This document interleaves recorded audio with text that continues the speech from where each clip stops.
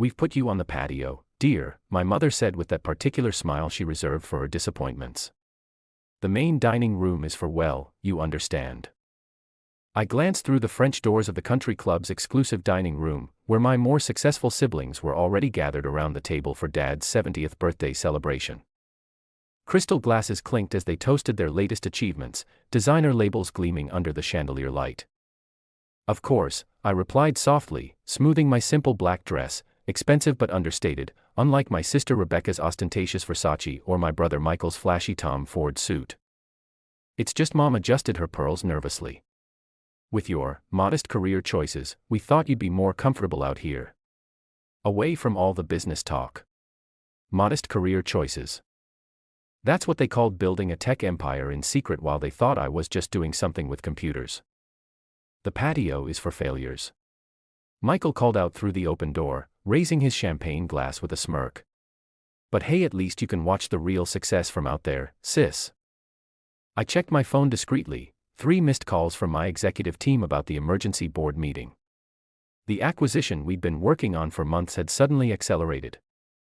$8 billion hung in the balance, but my family was too busy celebrating their small victories to notice my silent empire. "Did you hear about Michael's new partnership?"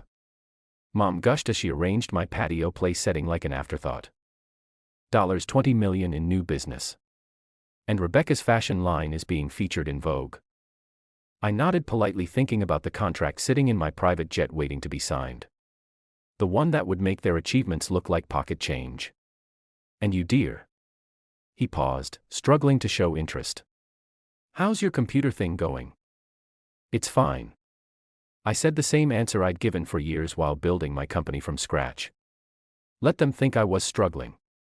Let them seat me on the patio. The helicopter would be here soon enough.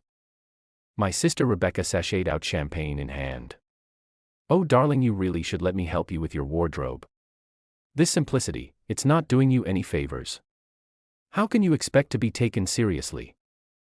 I suppressed a smile thinking about the Forbes cover shoot scheduled for next month. Tech's newest billionaire, the silent empire of Catherine Chin. The headline would certainly be interesting reading for the family. "And really," she continued, eyeing my subtle makeup and understated jewelry, "you could at least try to look successful. Fake it till you make it, though I suppose in your case the making it part seems unlikely." My phone buzzed again, my CFO this time. "Deal terms improved. Urgency critical. Beyond helicopter. 20 minutes.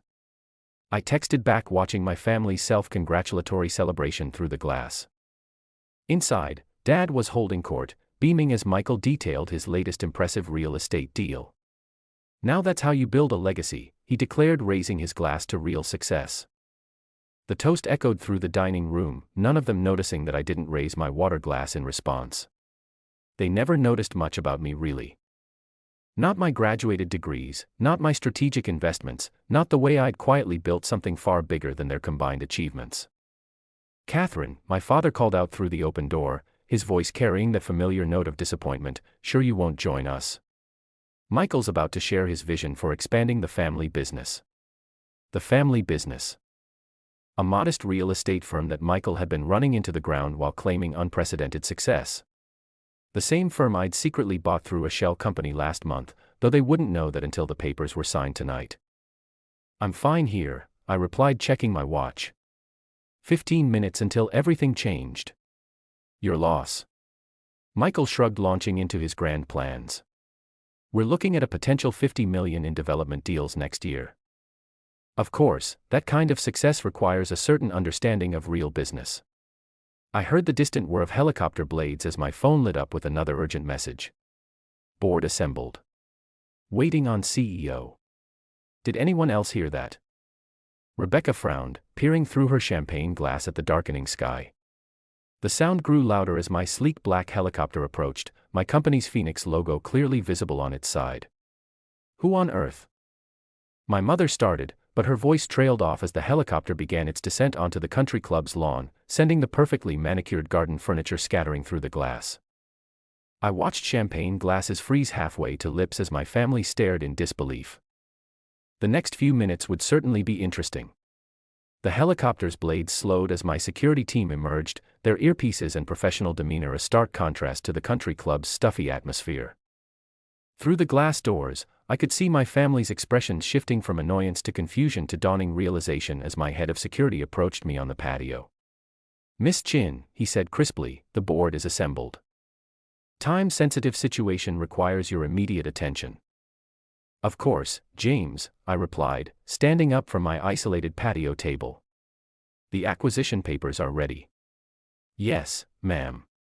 $8 billion pending your signature. The markets in Asia open in 3 hours." The sound of shattering glass drew my attention. Michael had dropped his champagne flute, his face draining of color as he processed the numbers being discussed so casually on his designated failure patio. $8 billion. My mother whispered, her perfectly manicured hand clutching her pearls. "Catherine." My father stepped onto the patio, his authority wavering for the first time in my memory. "What exactly is going on?" I smiled, pulling out my phone to display the breaking news alert that had just popped up. Breaking. Tech giant Phoenix Industries in final stages of historic acquisition, Theo Catherine Chen to close $8 billion deal. "Just some business that needs my attention," I replied casually, enjoying the way Rebecca's designer heel wobbled as she stumbled backward. "You know, my little computer thing, you never bothered to ask about." But you're not." Michael sputtered, his dreams of 50 million suddenly looking rather small. "You can't be the CEO of Phoenix Industries." I finished for him. "The same Phoenix Industries that's been buying up tech companies across 3 continents. The one that's about to close the largest acquisition in the industry this year." I paused, letting it sink in. "The one that secretly bought your struggling real estate firm last month." The patio fell silent except for the gentle whir of the helicopter's idling blades. "You bought our company?" My father's voice cracked. "Through a shell corporation." I nodded. Michael's unprecedented success was actually unprecedented failure. The books were a mess. Luckily, I was there to save the family legacy before he bankrupted it completely. Rebecca stepped forward, her Versace dress suddenly looking gaudy rather than impressive. "Why didn't you tell us?" "Tell you?" I laughed softly. "Like when you told the country club I was finding myself with my cute little startup. Or when Michael told his business partners not to waste time on my amateur tech projects." My phone buzzed again, another urgent message from my executive team. The situation really was time-sensitive, but I was enjoying this moment too much to rush. "Miss Chin," James reminded me gently, "the board is waiting." Of course, I picked up my simple leather briefcase, the one Rebecca had mocked as tragically unfashionable just hours earlier. "Dad, I'm afraid I'll have to cut the birthday celebration short.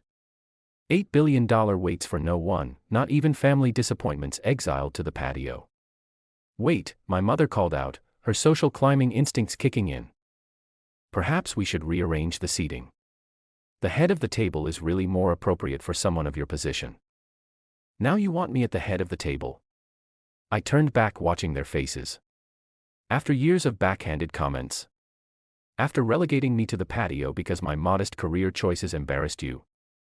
After treating me like the family failure because I didn't brag about my success.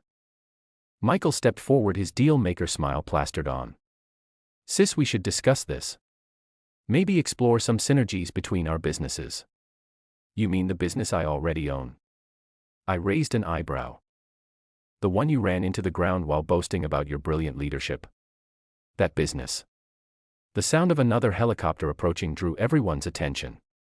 My CFO's arrival with the final contracts right on schedule. 2 helicopters. Rebecca whispered, her grip on her champagne glass turning her knuckles white. "The second one's just bringing paperwork," I said casually, watching their eyes widen further. "When you're closing an $8 billion deal, you need proper transportation." The days following my dramatic exit from Dad's birthday party were a symphony of desperate attempts at reconciliation and damage control from my family. My phone buzzed constantly with their messages. "Michael, we should discuss the real estate firm's future. I have some innovative ideas." "Rebecca, darling, let me style you for the Forbes shoot. Your simplicity is so last season." "Mom, the club is buzzing about your helicopters. The Vandermiltons want to host a gala in your honor." "Dad, princess, I always knew you had potential." Let's talk about your role in the family legacy. I forwarded them all to my assistant with one note: archive under too little, too late. The morning papers were deliciously satisfying. Tech's hidden billionaire. The quiet rise of Catherine Chin. Phoenix Industries sale closes $8 billion deal from country club lawn. From patio to penthouse. How a family's failure built an empire. Sitting in my corner office 50 stories above the city, I watched the business news channel scramble to tell my story. The modest woman who'd built a tech empire while her family dismissed her as a failure was apparently quite newsworthy. My assistant's voice came through the intercom. Your sister is in the lobby again. She's carrying what appears to be a peace offering from Hermes. Let me guess, I smiled, the same bag she told me was aspirational for someone of my means last Christmas. The very same. Should I send her up? I glanced at my schedule, specifically at the meeting with international investors who were eager to back my next venture. My net worth had jumped another $1 billion since the acquisition. Not that my family's gifts could reflect that yet. No, I decided. But please give her my business card. My real business card. I could imagine Rebecca's face as she read my actual title for the first time. Catherine Chin, CEO and founder, Phoenix Industries. The same company that had been making headlines across global markets while she was busy critiquing my wardrobe choices. My phone rang. Dad this time. I put it on speaker while reviewing acquisition proposals. Catherine, his voice had lost its usual patronizing tone, we need to discuss the family business. Now that we know about your resources. Which business? I asked innocently. The tech empire you never noticed I was building. Or the real estate firm I had to rescue from your golden child's mismanagement? Both, he said quietly. I may have underestimated you. I laughed softly. Like when you said I was hiding from real success in my tech startup, or when you told the board I wasn't ambitious enough for the family business. I was wrong, he admitted. Probably the first time those words had ever left his lips. Yes, I agreed. You all were. And that was the greatest gift you could have given me. What do you mean? While you were all busy looking successful, I was busy becoming successful. While you chased appearances, I built substance. While you networked at country clubs, I created actual value. The best part? None of you saw it coming because you were too busy feeling superior. My assistant appeared in the doorway, signaling that my investors were arriving. I have to go, I told Dad. Unlike some people, I actually built my success instead of just talking about it.